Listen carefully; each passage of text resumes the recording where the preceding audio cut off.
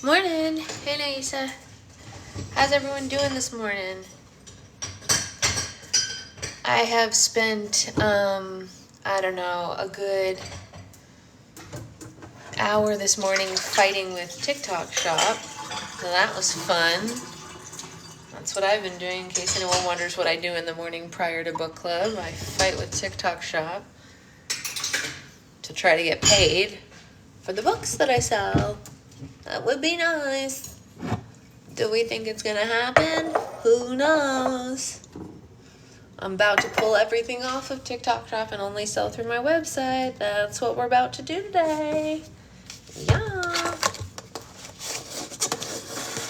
Because, it ain't cute. It ain't cute. I think they have set up a system on purpose to make it harder for small businesses so that they don't have to pay them out. And I think the reason that people are often so comfortable, hey Renee, selling things on TikTok Shop is if they are buying really cheap things from China to drop ship, they don't care if they lose payments on a couple of them. Oh, okay. Yeah, I won't tell anybody. I really believe that. I think with the system they have set up, TikTok Shop only works for people who can afford to lose money on a couple of orders. Per day, month, whatever, yada yada, whatever the case may be, because there is no way that the system, the way that they have set it. So this is the problem that I've been having. I will tell you all what the issue is. So people purchase books or whatever it may be on TikTok Shop, right? Fine, no problem. TikTok auto-generates a label. So when you buy something off of my website, I make the label. But if you purchase it off of TikTok, the label is auto-generated by TikTok. And then I print it out and I slap it on the package. I don't have the option to make my own label if it is through TikTok Shop because they don't count it. I tried that once, and a full advent calendar from all the way in December is still being considered not delivered to the customer, even though the customer has confirmed they received it because I didn't use the TikTok sanction label. Fine, okay, that's my fault. I didn't do it right. Okay, fine. So with all the books, I have used the TikTok generated label, right? I did what they told me to do. And more than half of them are either saying they have not been received by the post office or that they are still in transit, even though I have individually messaged the customers and the customers have confirmed they have the item, right? Through TikTok. I didn't just message them separately, I messaged them through the app. So then I screenshot my conversation with the customer and I get their order number and I open a ticket with TikTok, right? So now I've already wasted a ton of my time trying to just get the meager payment that you get anyway. I've opened a ticket with TikTok and I say, hi, here's the order number. Here's a screenshot from a conversation with the customer confirming that they received the order. Can we mark this as delivered so A, I can get paid, and B, they can review the item? And then I get a message back from TikTok multiple times in a row that say the following. If you're having trouble with your order, here are the things you need to do. Start a chat with the customer. Ask them to check their surroundings and see if the package is somewhere else. Why would I need to ask the customer to check their surroundings when they confirmed they received it? So I message them back and I say, I don't think you understand. They got it. There's no dispute. The customer is not disputing it. You need to check with the courier to make sure that... I don't need to check with the courier. The person, the physical, real live person who ordered this item has emailed me and said, yes, got the book, love it, waiting to review. Why do I need to tell them to check their surroundings? What good is that going to do me? They have it in their hand. They don't need to check any surroundings. It's the surroundings right here. Poof. And I think they do this to frustrate. Like, it is a headache. It's absolutely a headache. It is automated processing with bad coding. And the problem is they won't pay you out until it's marked as delivered. So I really, I have decided, I believe this morning, that they are setting it up so that, like, oh, well, you know, if people lose it on a couple, they'll just let it slide because it's more of a pain in the butt to go through all this than it is to lose whatever the couple of dollars that most dropship stuff from China costs them. And for people who are actually having to pay for their stuff, it's a mega loss. It's like wild. I ordered a shirt from another creator, they sent two. I want to, yeah. There's another company that I ordered something from in December. It was a gift for Secret Fiance and my nieces. I ordered like 5 of them so that all the nieces could have them, right? They were all delivered. I never complained. I never asked where they were. I never had any issues with my order. Everything was a-okay. And then about a month later in January, I got a message that said, you're being refunded for your order because of a delay. What delay? There was no delay. I got the product. It was great. This is like the thing. And I was like, breaking news, I just got your book. Yay! Oh my gosh, I'm so glad, Amanda. And I'm so glad you got it on my website, not on TikTok, so that I actually got paid for yours. Hey, Hannah. Hannah, are you reading the book? I think Hannah might also be reading my book right now. Who all is reading my book right now? I hope everyone who's reading it loves it. Yeah, I got a sorry about your delay order will be here soon. Yeah, it's so confusing. And I was like, it was here already. There was no delay. I don't need to be refunded. I'm not asking to be refunded. Yes, I am. Paper is just very slow reading, but that's okay. Gigi, I signed yours last night and made a video signing it too.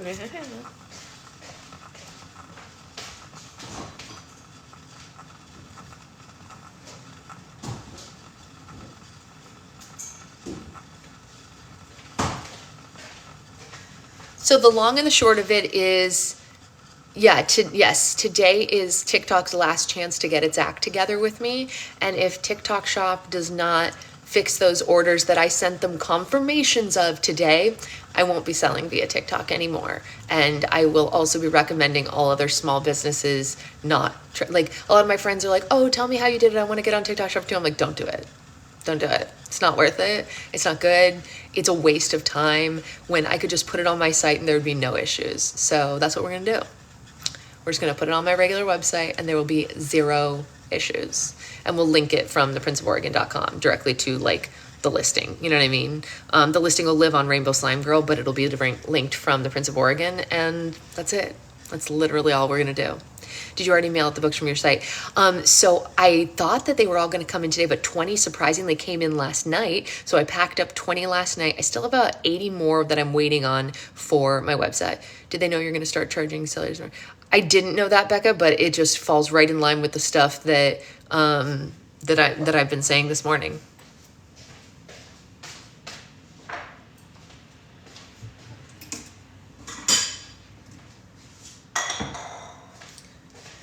The reason I had wanted to do it on TikTok Shop was A, because obviously I'm here on TikTok, but B, they offer a lot of coupons for people, and I wanted people to be able to get it at a lower cost. And so that was part of why I did it, but it's just not worth it. It's just not worth it. I'm going to have to just pull it down.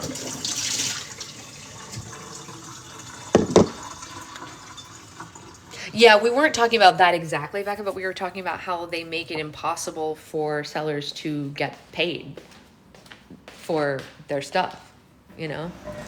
But yeah, hopefully by the end of this weekend, all of the pre-orders from my website will be packed up and either in the mail, like we're taking 20 to the mail this morning as soon as book club is over, and then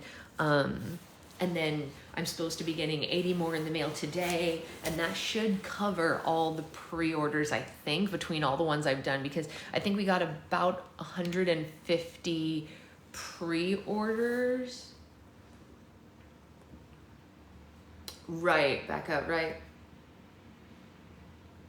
I believe it. I believe her. So we won't be doing TikTok Shop anymore. Hey, Lori. Yeah, we won't be doing TikTok Shop anymore. It's not a good system. No bueno. No. So that's the whole kit and caboodle. They will be selling a loss for a lot of things. Yeah, yeah. It's not worth the headache. Like the extra amount of hours I have to, exactly, Renee, the amount of hours that I have to put into emailing them just to get paid, I could write a whole nother book. I mean, really, like at this point, I could write a whole new book, you know, which I'd like to do, but not, not like that. I have like three and a half books in my head that I'm deciding which one will be the next. Hey, Liz, good morning. Are the girls with you? From my understanding, Liz was reading her daughter's my book last night. That's true. No, oh no, now Anna's sick too. Oh no.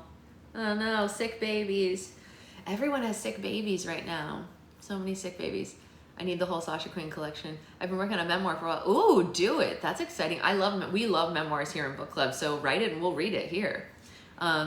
Everyone in book club knows we do every other, you know, almost every other book has been, not every other book, but very nearly every other book has been a memoir. How many memoirs do you think we read last year? Like 5? It's pretty good, right, for a book club? I think. Jodi Benson. We did Britney Spears. We did that one that we hated. It's like a living document because it's about teaching in urban areas. Oh yeah, you should talk to Liz, who just got on here. She and I both also taught in New York City. Yeah.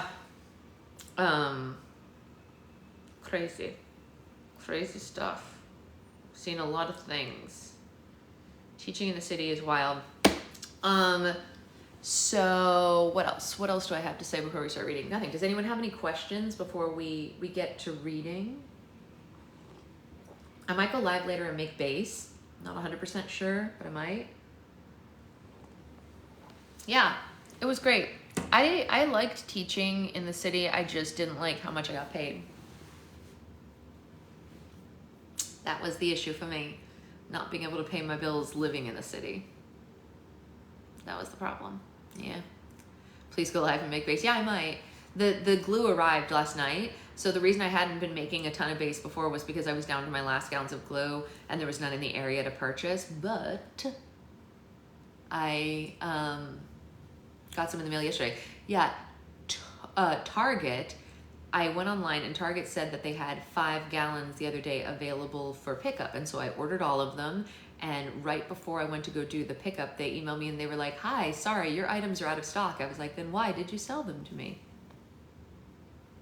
So yeah, literally not any.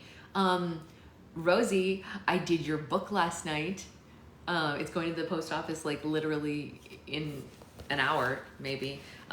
We have some things to do this morning and on our way we're going to the post office. So that's exciting.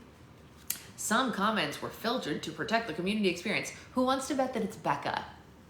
Who wants to bet that someone who has mod abilities on my page and has never said anything worth filtering as far as I'm concerned is the one being filtered? Who wants to take that bet?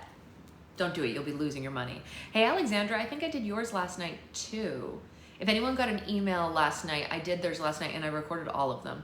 I'm behind in the series. Oh, you too. They're almost all up on hey Noah, I know I owe you a video. No, why are they filtering Becca? Because TikTok is cuckoo for Cocoa Puffs.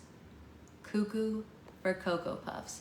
Noah, I saw your things. I did not have a chance to film something last night for the Broadway Spotted series, but I know I owe you that. You and many others. But anyway, it's wild.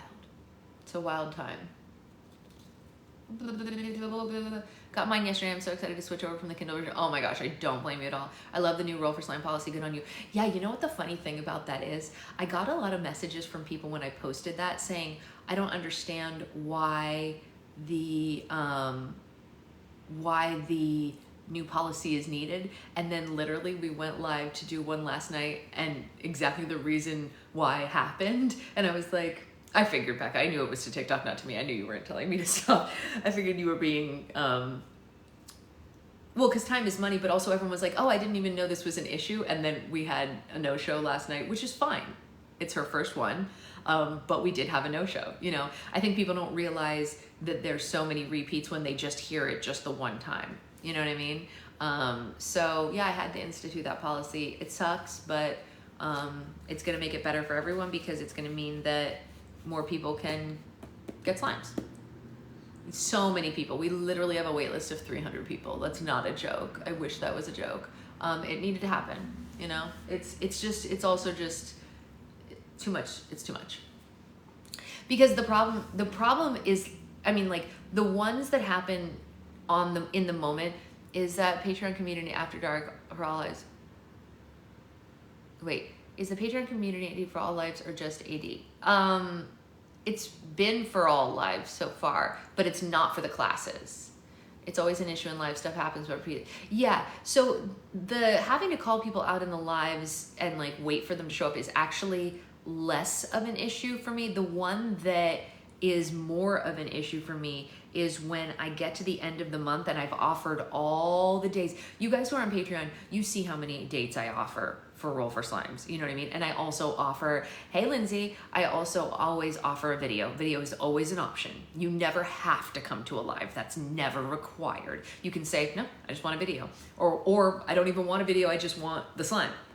That's always an option. But if somebody continuously says to me, I want it live, I want it live, I want it live, and I give you 5 or 6 options in a month to come to one of the lives and you just don't show up, then what am I supposed to do? How am I supposed to get you a slime? You refuse a video, you only want a live, but you won't come to the live? What do you want me to do now? I just sit here and don't make your slime and then we're backed up multiple months because you didn't come? And then people are like, well, I'm still owed one from XYZ. And I'm like, so show up. So show up. Yeah. Yeah, that's going to count as a mark. Yeah. Because I can't do it anymore. I can't keep making more days to just sit and spin. It is Sash. I know. Sorry. No, I'm sorry. Yeah, I also thought about that, Rosie. Like, if it gets to a certain day, you get a video or nothing. The end. You know, that's it. Yeah, I was just gonna say you still owe me from. Yeah, I know. It's so wild. I'm like, you know, I have people that do that too. They want their order packed on live, but they don't. Yeah. Oh yeah, totally. No, I mean, people like Amanda are actually a dream. All of the people who are in here are not the problem. I think everybody knows that. Like if you're in here, you come to the lives. That's obvious. But I actually really prefer people who are like on it on the first of the month and want to get their stuff. I'm that person. Let's do it. Let's make your slime. You guys know I love making slime. Like freaking obviously. I get so excited to do all the new designs. I'd rather do them than not. Well, yeah, you're not owed a slime, but you can pretend, I guess, if you really want to. We can pretend Becca's, oh my gosh, Becca's owed so much slime and Sasha never fills her orders. It's really just, she's getting out of control with how few of Becca's orders she's filling these days. I don't understand. I mean, listen, if I were you, I would write an email and a DM, and I would probably write to the Better Business Bureau, I think, about it. Yeah, that's what I would do. Anyway, let's read chapter 12. Everyone who's here laughs when people are like wondering, like, is she gonna respond to me? Because I'm so responsive that everyone's like, you're going to contact HR first? Yeah, go ahead and contact HR. I double dog dare you, the Better Business Bureau. Well, who was I talking to about HR the other day? Oh, I was talking, okay, wait, can we talk about a little bit of tea really quickly before we start reading? Did you guys see, so I don't, are videos more time consuming? No, I mean, yes and no, Nikki, like kind of sometimes, but like, I have to make videos anyway, so it doesn't really bother. I mean, if I don't make a video about a Roll for Slime, I have to make a video about something else, you know what I mean? So Roll for Slime videos don't bother me at all. I like them. They get traction.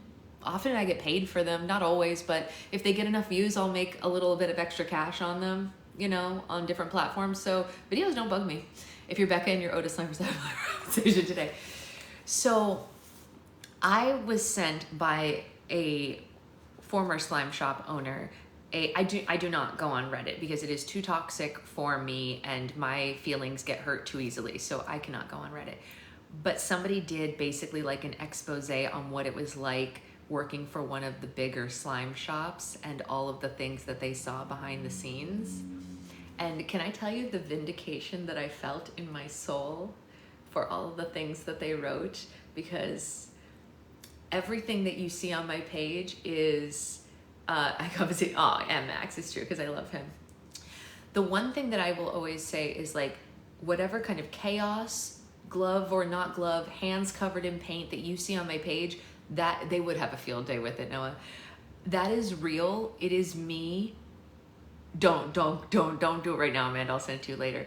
Gloves is just the tip of the iceberg, Jen. It was just the tip of the iceberg with this. I mean, it was like bad stuff. Like to me, not wearing gloves is like, whatever, I don't even care. But it was way beyond that. It was very mistreating employees, not caring about the conditions of the work environment, using dirty water, like all sorts of stuff. So do I not wear gloves when I make slime? Yeah. But do you want to see my house? Like, Secret Fiance is sleeping, so I can show you this. My house is messy right now. I'm going to show you what my house looks like when it's dirty. This is our home dirty. And we consider this messy because there's this is a box of books that just came, and this is my setup station where I was signing books last night. And there's a couple of dishes in the sink. This is what our home looks like when it's dirty, okay? And I'm not making slime right now, so it doesn't matter that it's a little dirty. I will always show everything straight out. So with my page, the reason that I feel confident is because what you see is what you get. I'm never lying. I washed my hair yesterday and I probably won't wash it again for another week. I'm honest about how everything goes. You hear how often I wash my hands on live. I literally sanitize bins between every use. Everything is a one-use thing except for my hands, obviously. Stuff like that. And the stuff that I read on this post, I was like, man, you guys, just because you see a cute video that's super aesthetic, yeah, it's just a little cluttered. That's right. It's definitely not dirt. But no, this is not the Rainbow House. That's where my mom lives. But the stuff that I saw in this video is just because somebody can make a really cute aesthetic video and make it look real good, that's true, Amanda, does not mean that it's being made in a good environment where people are being treated well or where they're using clean stuff. That's all I'm gonna say. So if everyone wants to complain about the fact that I don't use gloves, my hand-washed hands are cleaner than everything else you're getting to see. And I always said that, and people were like, no, blah, blah. I'm like, oh yes, behind the scenes, it's not good. It's not good. It's better if someone is showing you the worst of them. That's what I will say. Let people show you their worst and worry about the rest. You guys have seen me drop borax, you've seen me drop slime, you've seen me splatter slime on walls. You've seen literally the worst of me, which is how clumsy I am, how absent-minded I am. Those are all real things, but at least I won't lie to you about the quality of stuff. Yeah. I mean, if I lived in a different environment, that might be the case, but we luckily live in a place where I feel comfortable. The only reason you might ever not see me filming in a certain place is it's if you can see Secret Fiance or a picture of him. So when I scooch around things, it's because we have pictures of him on the walls and things like that. But other than that, I'm pretty comfortable filming. You guys see me at my packing desk. You guys see me at my sliming desk. You guys see the desk that's over by the wall. You guys see the slime shelves. You guys have seen the closet, although I don't know why you'd want to. Sort me's. All right, so let's read. But anyway, I just wanted to say that because I felt a lot of vindication when I saw that post. I was like, I was right. That's all. A little tongue click for you. You know what I really hate? I hate this. Does anyone have a fix for this? I washed my hair. It is clean as a whistle, and I put it in this thing, and it refuses to contain itself. Why do I have to have fuzzy, curly hair? I want it to be... I don't want to put gel in it though. I don't like that feeling. Anyway, that's neither here nor there. All right, let's read chapter 12, hair wax. Hair wax. It is a daily frustration, Becca. It is a daily frustration. I make a pocket in my hair and that's what I do too, but it always falls out. How do you keep it in? I got a gel that isn't a gel. Will you link me?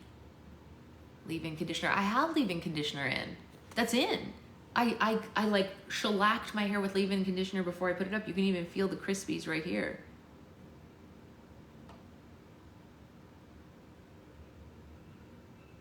Anyway, we dished like crazy this morning instead of reading. Sorry. The unexpected rescuers. Connor and his friends could hear the commotion between the witches and the Marines as if it were happening right in front of them. It was terrifying knowing his sister was outside in the line of gunfire and pure torture knowing that there was nothing he could do to help her. Connor fought against the metal bars wrapped around his body until his skin bruised, but the railing never budged. Just as thunderous rounds of gunfire commenced, Marina reappeared in the Rose-Main reading room. She sauntered through the room to bridge between the worlds without even looking at the captives twisted at the railing above her.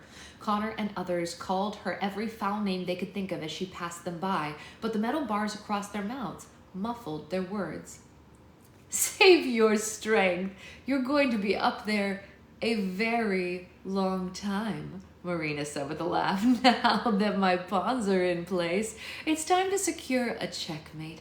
Enjoy these moments while you can. It'll be the last time the other world belongs to you.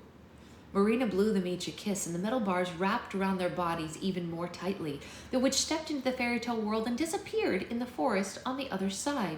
Connor and his friends squirmed in their painful constraints. They were pinned so tightly that they could barely breathe, and they were starting to lose feeling in their limbs. Hero was awoken by his mother's frantic twisting and began to cry, but the infant's crying was drowned out by Red's high-pitched weeping. There had been many moments in Connor's life when he felt completely out of luck, but this was one of them.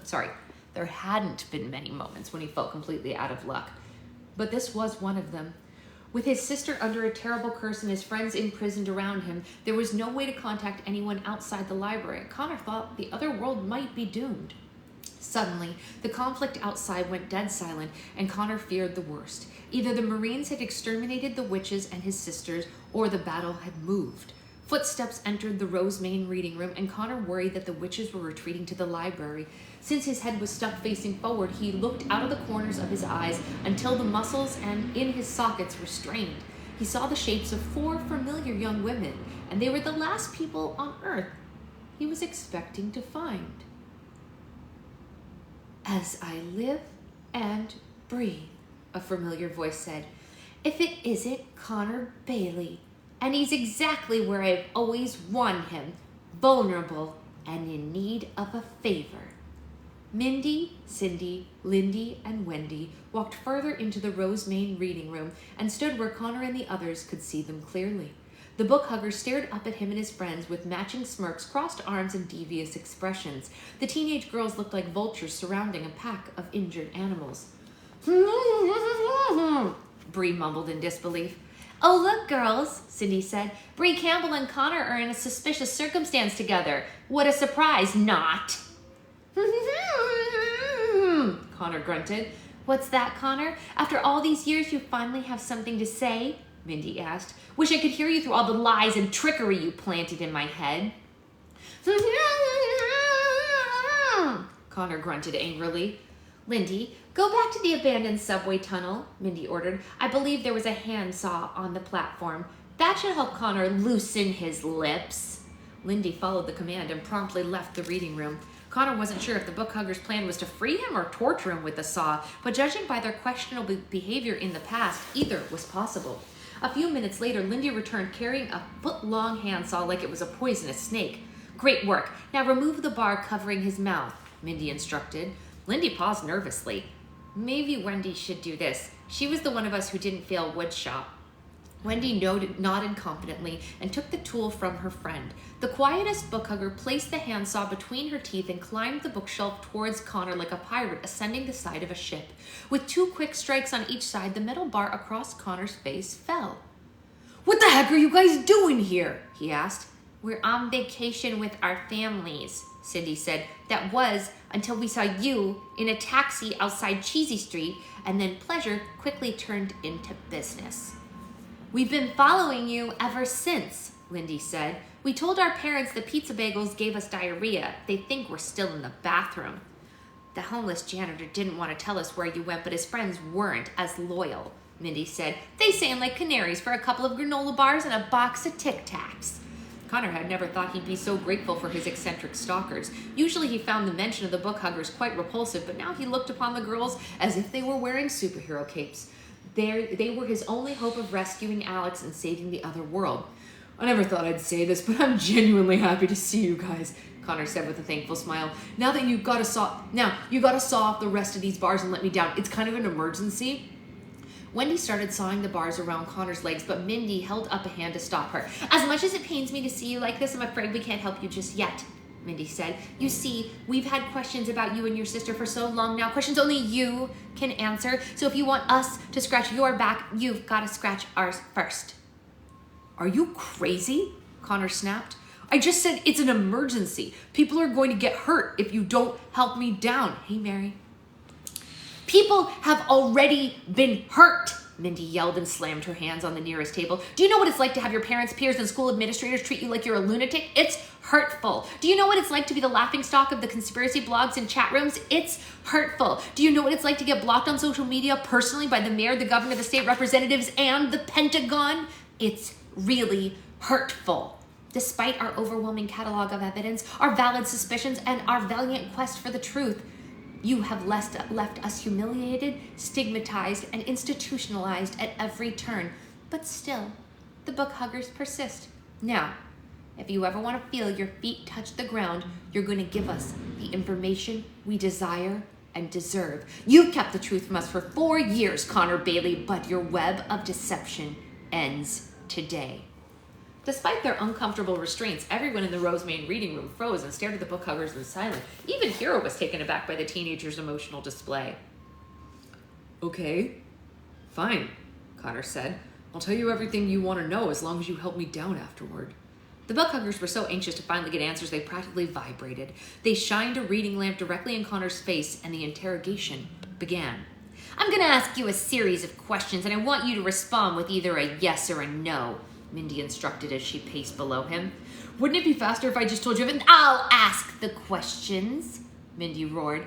In the 6th grade, you and your sister missed school for 2 weeks. According to a note we found in the nurse's office, which a source confirmed was written in your mother's handwriting, you and Alex were both absent due to chicken pox.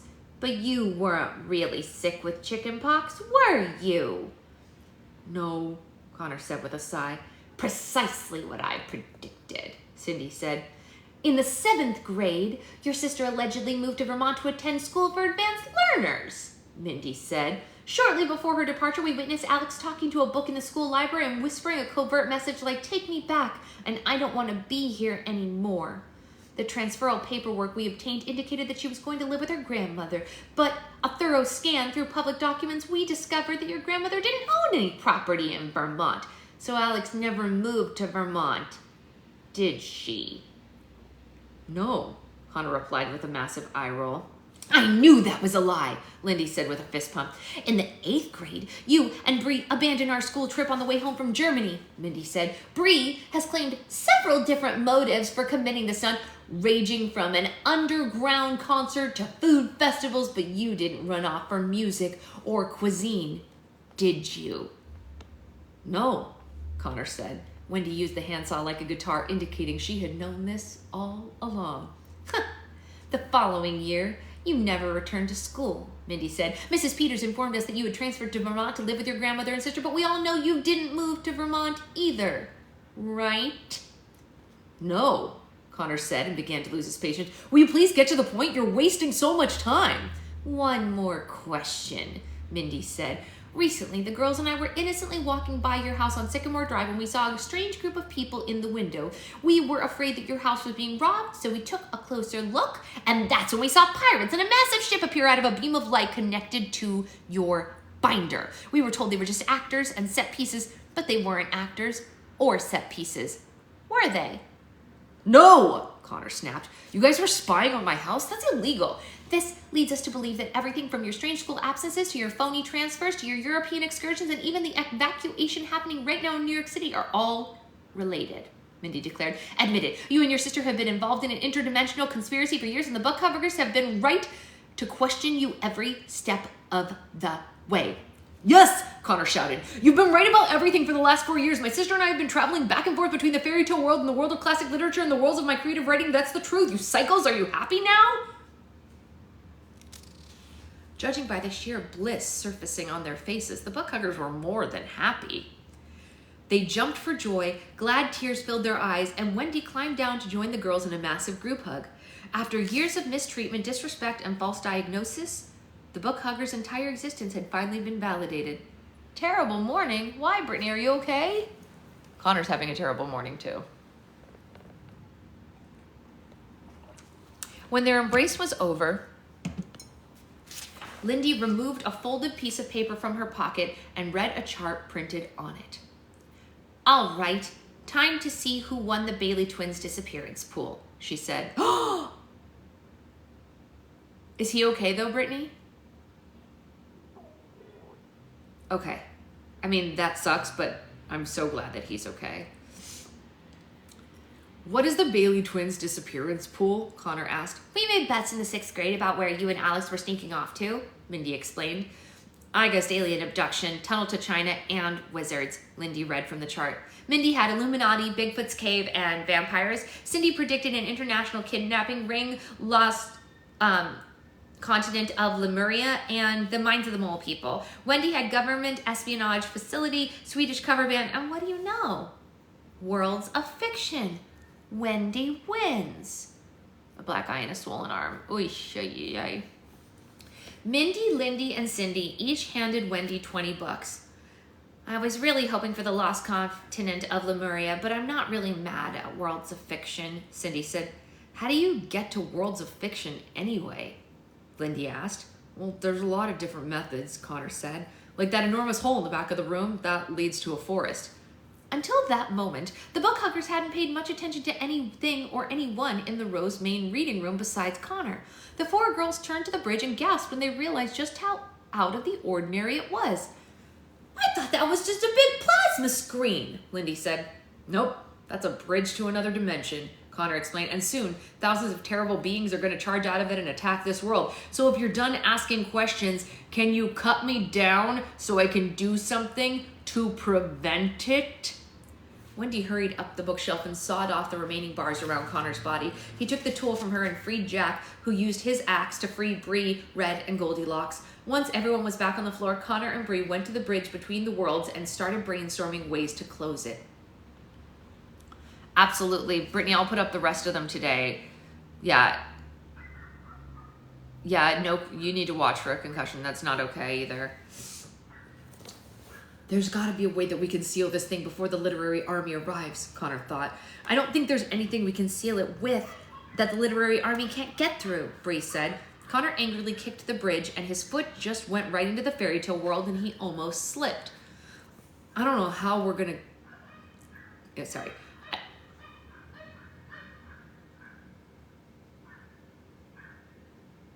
There's a very, very yappy puppy outside. I don't know how we're going to stop Marina, he said. It's like she's 100 steps away ahead of everyone else. Well, that's not entirely true, Goldilocks said. Marina revealed a lot about her plot to take over the other world, but she never mentioned anything about our recruits at the hospital. I don't think she knows we have an army of our own. That stupid cow, Red said. Marina was probably so fixated on kidnapping Alex that she didn't even notice the people from Connor's stories. In that case, our odds haven't really changed, Jack said. We knew we'd have to face the witches and the literary army. We just didn't realize we'd be facing them in the other world. I say we send for the others at the hospital and try to track down your sister in the meantime. Connor nodded. Mindy, Lindy, Cindy, and Wendy, he said, I need you to go back to the abandoned subway and get as far away from here as possible. Once you're someplace safe, find a phone and call my mom. Tell her we need backup and we need it fast. She'll know what to do. To Connor's complete surprise, the book hugger saluted him and left the reading room at once, cooperating with him for the first time in history. Connor, Bree, Jack, Red, and Goldilocks followed them out of the reading room and down the staircase. As the book huggers descended towards the library's lower level, Connor and his friends headed to the entrance hall on the first floor. As soon as they stepped into the hall, their stomachs dropped at the sight of the destruction. The doors had been blown open, the front steps were covered in bullets, and the trees were filled with sharp icicles, but luckily there were no bodies to be found, living or dead. The witches were gone, but not a single Marine was near the library either. Connor and his friends stepped into the middle of Fifth Avenue and looked up and down the street for a sign of where the battle had moved. "Look," Red said, "all the soldiers are up the road by the trees." "Oh, it looks like they're trying to get into Central Park," Bree said, "but that's weird. There's a bubble in their way." Connor recognized his sister's magic instantly. "That's a force field," he said. "The witches must be inside the park and Alex put a shield around it." "Well, good thing the park is closed at night," Bree said. "Otherwise the witches would have hundreds of hostages." Central Park's strict curfew was minor relief, but once Connor remembered why he knew the park's hours so well, he was consumed by a horrifying feeling in the pit of his stomach. "The park's not empty," he said. "The Boys and Girls Scouts of America are having a huge camp out in the park tonight. The little boy I sat next to on the plane told me all about it." "You mean that there are children trapped inside the park with the witches?" Red asked. "Yeah, we have to help them," Connor said. "How are we going to get into the park if Alex has put a force field around it?" Jack said. "If we can't get through it, maybe we can go under it?" Connor said. "Rusty said the Calvin Coolidge Express is going to stop Central Park. Let's go back to the tunnel and pray that there's a hatch beneath it. But we have to hurry. God only knows what the witches could be doing to those kids right now."